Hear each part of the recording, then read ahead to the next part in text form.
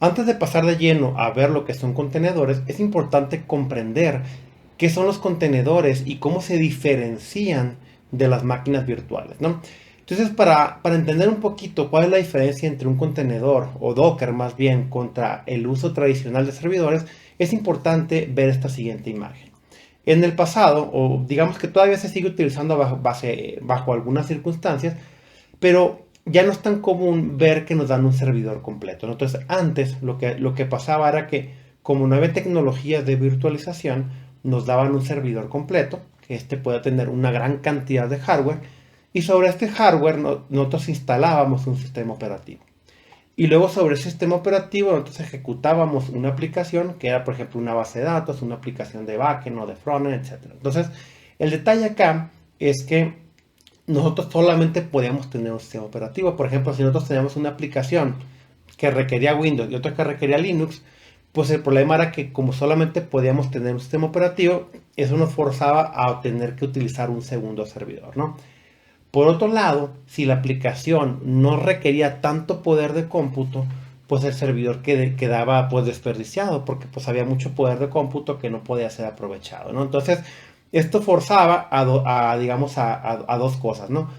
O desperdiciar el hardware con una sola aplicación o instalar una gran cantidad de aplicaciones sobre el mismo sistema operativo, lo cual era bien complicado porque muchas veces una librería o una aplicación requiere una librería que entra en conflicto con una librería que requiere otro sistema. Entonces, a veces tener corriendo múltiples software sobre la misma máquina o el sistema operativo, pues era muy propenso a errores, ¿no? Además que si nosotros necesitábamos escalar esta arquitectura, pues era bien complejo volver a instalar todo en el nuevo servidor, ¿no?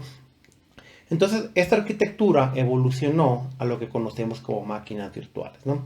Las máquinas virtuales lo que permiten es separar o dividir un hardware muy grande, un servidor, en pequeños fragmentos, lo cual conocemos como máquinas virtuales, ¿no? En esta arquitectura, pues tenemos un hipervisor, que es la capa que vemos aquí abajo. En este caso, pues puede ser VMware, puede ser KVM, etcétera. Entonces, hay muchas tecnologías que permiten, digamos, virtualizar un servidor en muchas máquinas. En esta arquitectura, pues lo que tenemos es que un solo servidor, pues divide el hardware en N servidores para que así nosotros podamos tener N sistemas operativos con N aplicaciones corriendo, ¿no? Esta arquitectura, pues digamos en su momento, pues fue muy revolucionaria porque nos permitía explotar mejor el hardware de un servidor. De esta forma, si nosotros teníamos una base de datos que necesitaba Linux, pues montábamos un servidor Linux con su base de datos y luego a lo mejor una aplicación que requería, no sé, IIS con Windows en otra máquina. Entonces, de esta forma, pues separábamos un servidor muy grande en pequeñas máquinas, ¿no? La desventaja de esta arquitectura, ya pasando a contenedores, es la que vamos a ver a continuación. Y es que en una arquitectura de máquinas virtuales, tenemos que, como vemos aquí abajo, tenemos un servidor físico, que es la infraestructura, tenemos el hipervisor, como puede ser VMware, y luego teníamos N sistemas operativos corriendo, ¿no? Estos sistemas operativos, pues consumían recursos tanto de memoria, RAM, procesador y disco duro. ¿Por qué? Porque tenemos que instalar N sistemas operativos y cada sistema operativo consumía recursos para poder ser ejecutado. Entonces, ¿qué teníamos? Teníamos múltiples sistemas operativos, tenemos un mayor consumo de recursos, un mayor costo de administración, porque pues cada máquina requiere que alguien la esté revisando, ¿no? Que esté funcionando, que no se caiga, que no se sature. También teníamos que las librerías se instalaban directamente sobre el sistema operativo, ¿no? Lo cual hacía que cuando requeríamos instalar más aplicaciones sobre esta máquina virtual, pues era propenso a que entraran en conflicto, ¿no? Y tenía tiempos de aprovisionamiento mucho más grandes, ¿no? ¿Por qué? Porque si tú pedías una máquina, generalmente el equipo de infraestructura o la gente que se encarga de aprovisionar los servidores, pues te daba la máquina con el sistema operativo base preinstalado, pero tú como programador o como desarrollador necesitabas instalar todas las dependencias para que la aplicación funcionara. Entonces, si requería Java, si requería alguna librería, sistema operativo, etcétera, tú tenías que hacer esa configuración. Entonces, aprovisionar un equipo nuevo, pues llevaba mucho tiempo, ¿no? Con la llegada de contenedores, lo que pasa es que ahora fíjense que tenemos nuevamente la infraestructura tenemos un único sistema operativo y sobre él Docker. La diferencia que hace Docker es que Docker lo que hace es que empaqueta la aplicación con sus librerías y ésta las ejecuta como un proceso independiente. Cuando nosotros hablamos de contenedores, pues creemos a lo mejor que es como un sistema operativo que corre en paralelo o que es un programa, etc. Entonces, la realidad es que un contenedor es un proceso aislado que corre dentro del mismo sistema operativo, de tal forma que si nosotros tenemos la aplicación A, B y C, esto en lo que se traduce es en tres procesos que corren en el mismo sistema operativo.